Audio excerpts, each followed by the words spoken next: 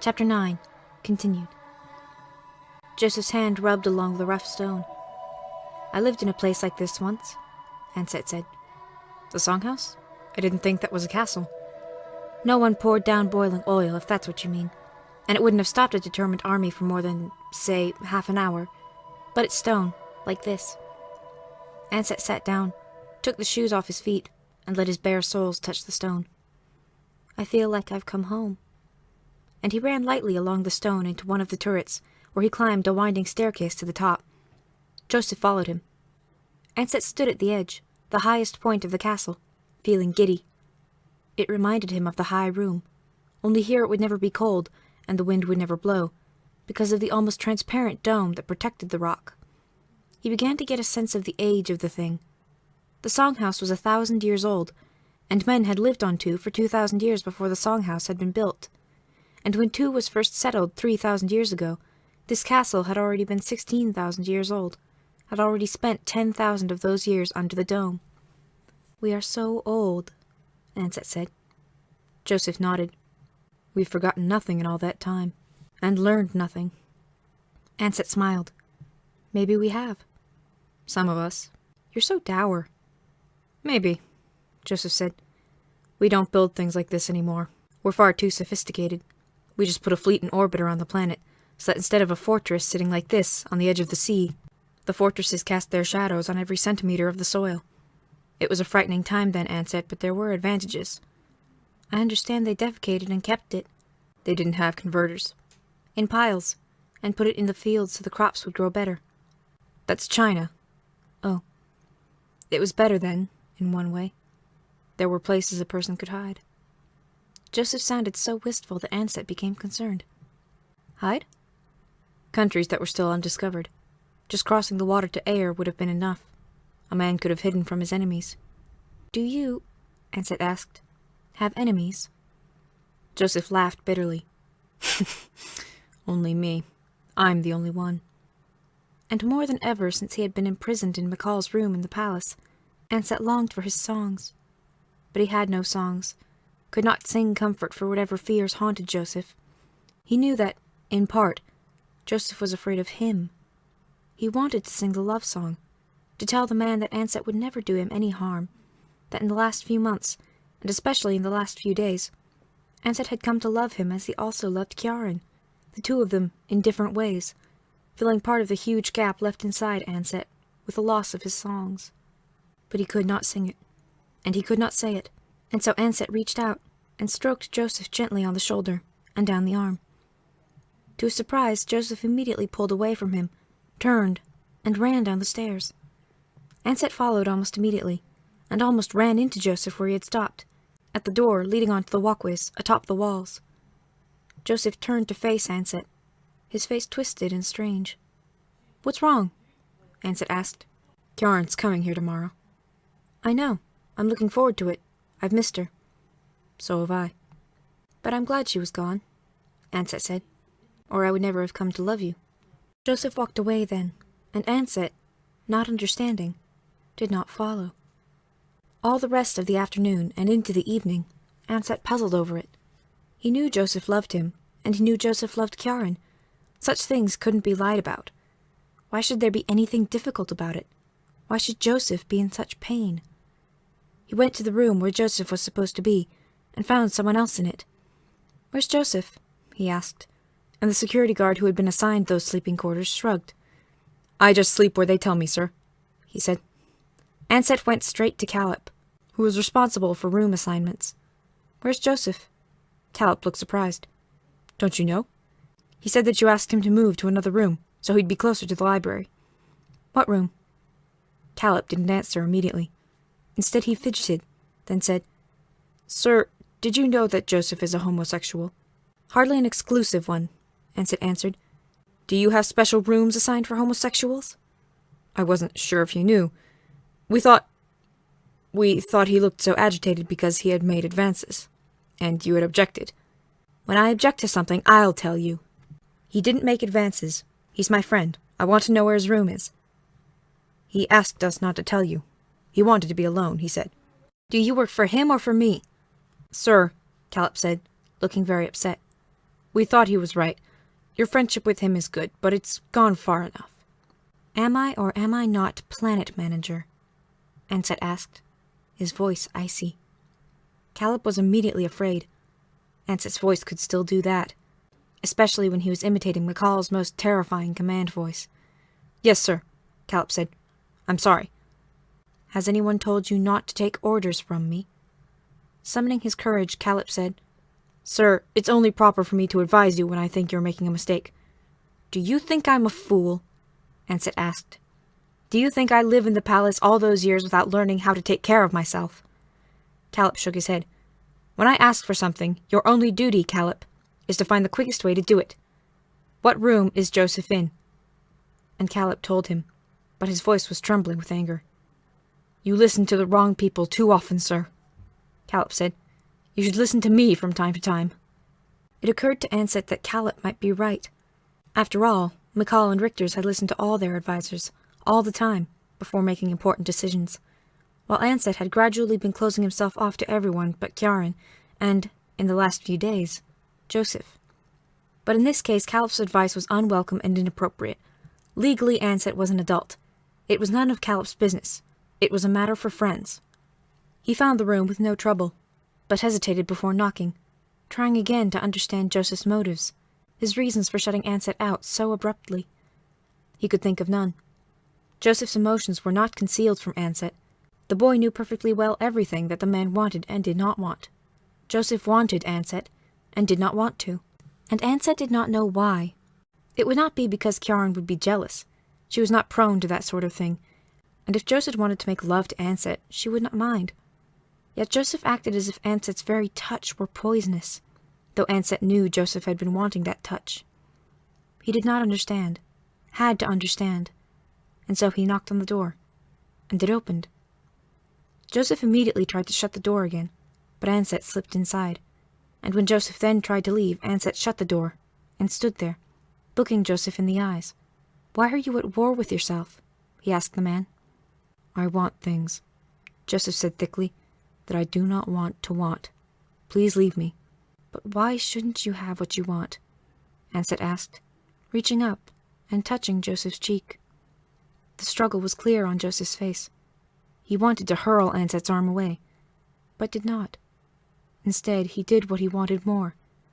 As Ansett's fingers reached along Joseph's neck, Joseph's own hand moved, glided along Ansett's face, outlined his lips and his eyes. And then, abruptly, Joseph turned away, walked to the bed, and threw himself on it.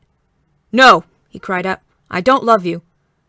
Ansett followed him, sat beside him on the bed, ran his hands along Joseph's back. Yes, you do, Ansett said.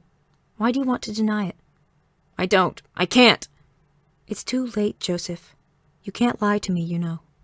Joseph rolled back, away from Ansett, and looked up into the boy's face. Is it? I know what you want, Ansett said, and I'm willing. And the war in Joseph's face and voice ended, and he surrendered, though Ansett still could not figure out why the war had been fought at all, or what fortress had fallen. Joseph had won, but Joseph had also lost, and yet Joseph was getting what he longed for. Joseph's touch was not like the touch of the guard who had lusted for Ansett when he first came to earth. His eyes were not like the eyes of the pederasts who visited the palace and hardly heard Ansett's song for looking at Ansett's body. Joseph's lips on his skin spoke more eloquently than they had ever spoken when only air could receive their touch, and Ansett's questions began to be answered. And then, suddenly, when his feelings were most intense, Ansett was startled by a sudden pain in his groin. He had not been exerting control. He made a soft, inadvertent cry. Joseph did not notice it, or misunderstood it if he did. But the pain increased and increased, centering in his loins and spreading in waves of fire through his body. Surely this pain was not normal, Ansett thought, terrified. Surely they don't always feel this every time. I would have heard of this. I would have known it.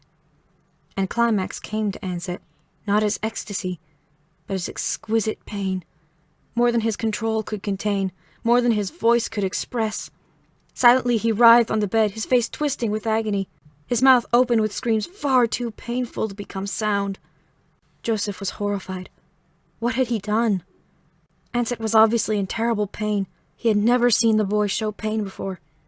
Yet Joseph knew that there should be no pain. Not with the gentle way that Joseph had been teaching. "What is it?" he asked.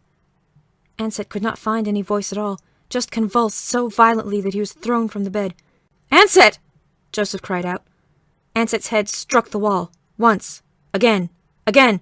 He seemed not to notice. Spittle came from his mouth, and his naked body arched upward, then slammed brutally against the floor. Joseph had known Ansett was on the verge of orgasm, but instead of the gift he meant to give the boy, there had been this. Joseph had never desired to cause pain to anyone in his life. When he did, it nearly destroyed him. And he had never seen such pain as Ansett's. Every shudder of the boy's body struck Joseph like a blow. "Ansett!" he screamed. "Ansett, I only meant to love you, Ansett!" With Joseph's voice ringing in his ears, Ansett finally struck his head hard enough to bring unconsciousness. The only relief he could find from the pain that had long since ceased to be unbearable, that had come to be infinite and eternal, the only reason for Ansett to exist. The pain was Ansett, and then, as the room went black and the screams went silent, Ansett was finally able to remove himself from the agony. He awoke with the dim light of morning coming in through a window. The walls were stone but not thick. He was still in the castle, but in one of the buildings in the courtyard. He became aware of movement in the room. He turned his head. Callip and 2 doctors stood by him. "What happened?" Ansett asked, his voice weaker than he had expected. The 3 men immediately became alert. "Is he awake?" Callip asked one of the doctors. "I'm awake," Ansett said. Callip rushed to his side. "Sir, you've been delirious all night. It took us 2 hours to find out enough about what had happened to you to know how to relieve the pain." "It might have killed you," one of the doctors said. "If your heart had been any weaker, it would have." "What was it?" Ansett asked dully. "The Songhouse drugs. Nothing should do what they did to you. But we found a combination that might, and since it was our best chance at saving your life, we tried the contra-treatment, and it worked, after a fashion. It's incredible to me that they would have let you stay here past the age of 15 without letting us know the treatment formulas." "What caused it?" Ansett asked. "You should have listened to me," Callip answered. "Do you think I don't know that by now?" Ansett said impatiently. "The Songhouse drugs make orgasm torture for you. Whoever your lover was, sir," said the doctor, "she set you up for a good one." "Will it happen every time?" "No," the doctor said, glancing at his colleague and then at Callip. Callip nodded. "Well then," said the doctor, "your body feeds back on itself. Like birth control, only stronger. It will never happen to you again because you're permanently impotent, or will be at the slightest sign of pain. Your body isn't willing to go through this again." "He's only 17, the other doctor said to Callip. "Will he be all right now?" Callip asked them. "He's exhausted, but there's no physical damage except a few bruises. You may have headaches for a few days." The doctor brushed hair out of Ansett's eyes with his hand. "Don't worry, sir. There's worse that could have happened to you. You won't miss it." Ansett managed a wan smile. It didn't bother him too much. He didn't really know what he was missing. But as the doctors left, he remembered Joseph's touch, and realized that the way he felt before the pain began, that would never come back. Still, he wanted Joseph by him, wanted to assure Joseph that it hadn't been his fault. He knew Joseph well enough to imagine the terrible guilt he was feeling, the certainty that he had caused the pain where he had meant to bring joy. "I must talk to Joseph." "He's gone," Callip said. "Where?" "I don't know," Callip said. "He wasn't here this morning, and I haven't bothered putting out a search order. I really don't give a damn where he is." And Callip left the room, and Ansett, wearier than he had thought, slept again.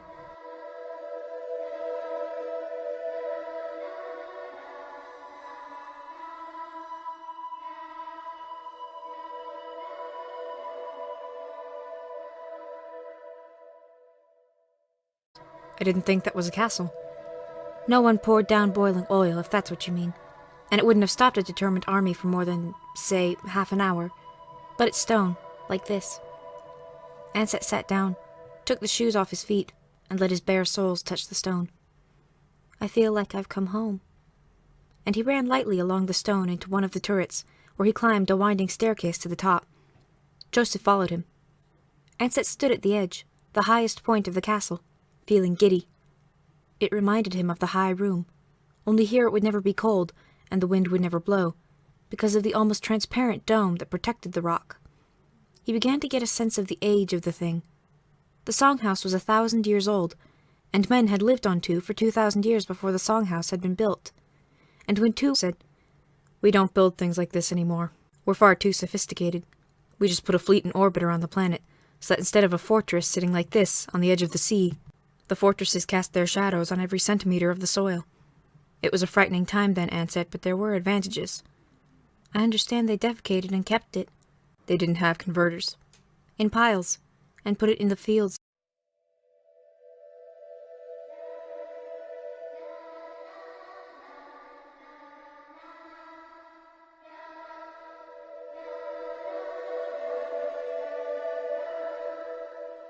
Chapter 9.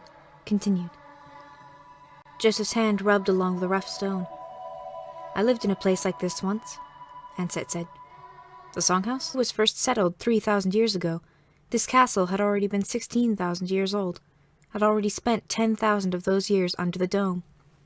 We are so old, Ansett said. Joseph nodded. We've forgotten nothing in all that time, and learned nothing. Ansett smiled. Maybe we have. Some of us. You're so dour. Maybe, Joseph